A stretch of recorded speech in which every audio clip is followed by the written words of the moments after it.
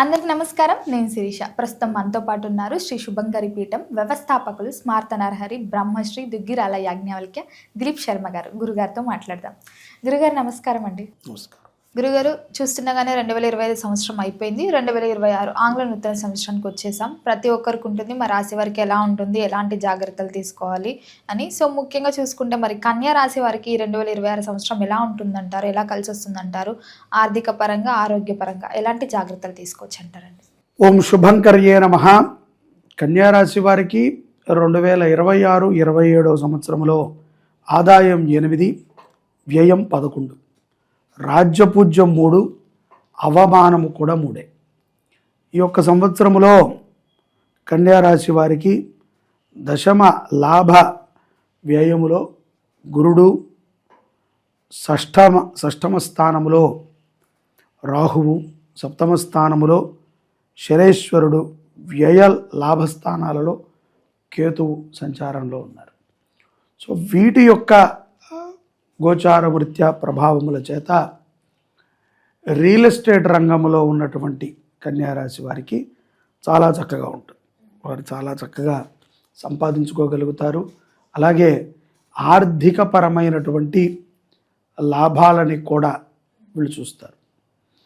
అలాగే చాలా గుర్తింపుకు తగ్గ విధంగా ప్రాజెక్టులను కూడా వీళ్ళు చేయగలుగుతారు. ఇక నార్మల్ ఉద్యోగస్తుల్లో మనం చూసినట్లయితే కనుక కొంత కోపాన్ని ప్రదర్శిస్తూ ఈ యొక్క ప్రథమార్థములు అంటే జనవరి నుంచి ఒక 6-7 మాసాల పాటు కోపంతోనే ఉద్యోగం నడిపేస్తారు. ఏదో ఒక రోజు ఏదో ఒక రకమైన టెన్షన్. కోపము అంటే అంతే, ఏదో వాడు చేయలేదనో, లేకపోతే ఈ కన్యారాశిలో ఉన్నటువంటి ఎవరైతే ఉన్నారో వారు ఏదైనా కొంచెం బాధ్యతాపరమైనటువంటి వృత్తిలో ఉంటే, వారి కింద ఎవరైనా పనిచేస్తుంటే ఎవరూ చేయట్లేదు ఇక మనం చేయాల్సిందే అని అటు వాళ్ళని తిట్టలేక ఇటు వీళ్ళని అనలేక కొంత ఇబ్బందులు పడుతున్నటువంటి వాతావరణంలో మనం చూడవచ్చు. అయినప్పటికీ కొంత ఇబ్బందికరంగా ఉద్యోగాన్ని నడిపిస్తారు. ఈ మిడిల్ ఏజ్లో ఉన్నటువంటి వారు 35 నుంచి 45 వయసు మధ్యలో ఉన్నటువంటి వారికి షుగరు, హై బీపీ ఇటువంటి సమస్యలు కూడా ఉద్యోగపరంగా వస్తాయి. సో ఇక్కడ స్త్రీలు ఎవరైతే కనుక ఆడవాళ్ళు ఉన్నారో వాళ్ళు వాళ్ళ యొక్క ఉద్యోగాల రీత్యా కానీ, వాళ్ళ యొక్క సాంసారిక రీత్యా కానీ, వాళ్ళకు ఉన్నటువంటి ఒత్తిడితో కూడుకున్నటువంటి ఈ యొక్క ప్రథమార్థాన్ని వాళ్ళు కొంత లావిష్గానే గడిపేస్తారు. ఏదో రకంగా ఆల్టర్నేటివ్ చేసుకుంటూ ముందుకి వెనక్కి తోసుకుంటూ దాన్ని నడిపేస్తారు. కానీ పురుషులు ఈ యొక్క ప్రథమార్థంలో కొంత జాగ్రత్తగా ఉండాలి. ఈ మొదటి 6 మాసాలు మాత్రం కొంత ఏడిపించుకు తింటుంది ఉద్యోగంలో. ప్రెజర్ అంటారు కదా, చాలామంది అంటుంటారు కదా, జాబ్ ప్రెజర్ చాలా ఉంది. పైకి అలా కనబడరు కానీ మరి ఆ ప్రెజర్ ఏముంటుంది ఏంటి అంటే, ప్రాజెక్ట్ అండి మేము చెప్పాలి, పై అధికారులు తిడతారు, పాపం దాన్ని బయటికి చెప్పుకోలేరు, ఇటు ఇంటికి వచ్చి నవ్వుతూ ఉండాలి. టార్గెట్స్ అని కూడా ఉంటుంటాయి. టార్గెట్స్ అనేవి కూడా ఉంటాయి. కాబట్టి అటువంటి ఒత్తిడి అయితే కన్యారాశి వారికి కనబడుతుంది. వ్యాపారస్తులకి కూడా సదరు జరిగినటువంటి 2025 కంటే 26 చాలా బాగుండబోతోంది.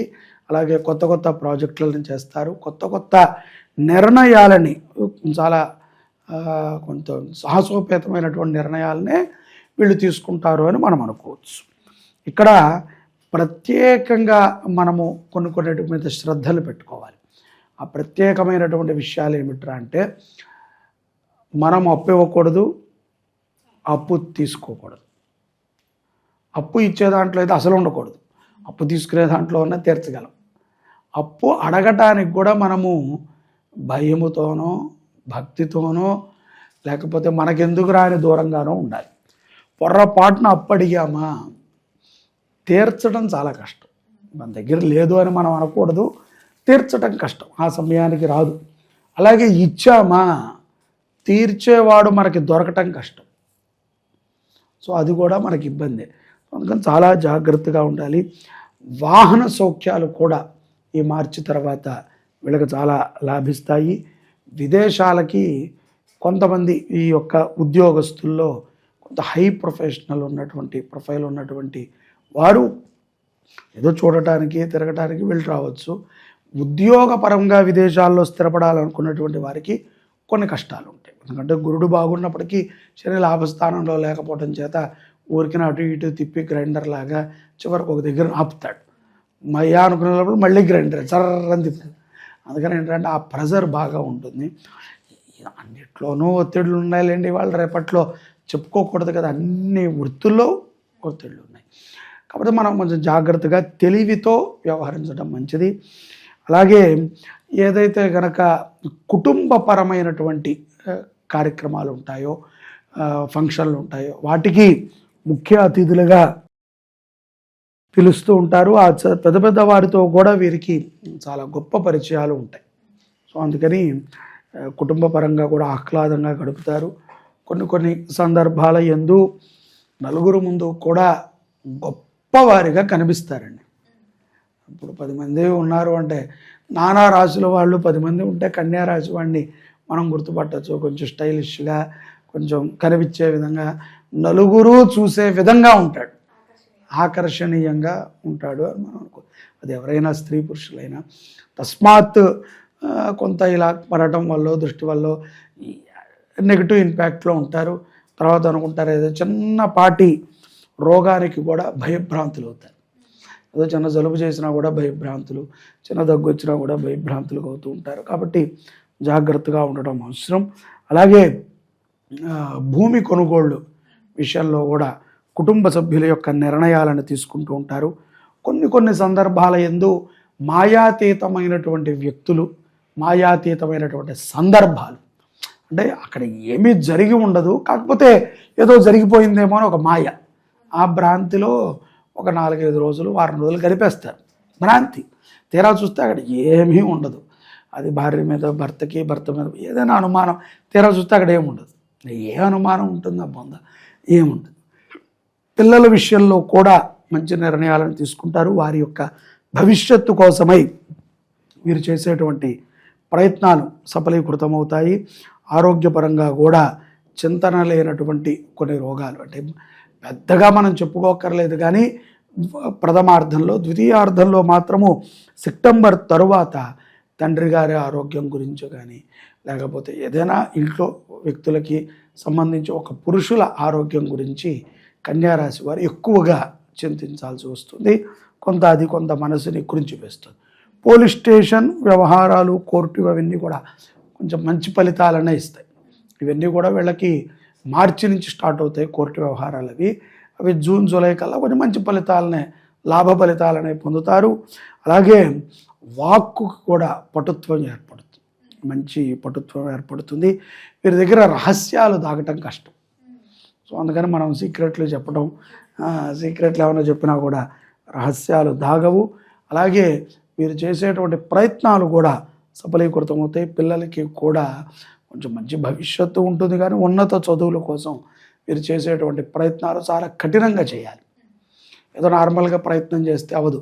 కొంత కఠినంగా వీరు చేసేటువంటి ప్రయత్నం వీరికి కొంత ఆదరణను కలిగిస్తుంది, ప్రోత్సాహాన్ని కూడా ఇస్తుంది.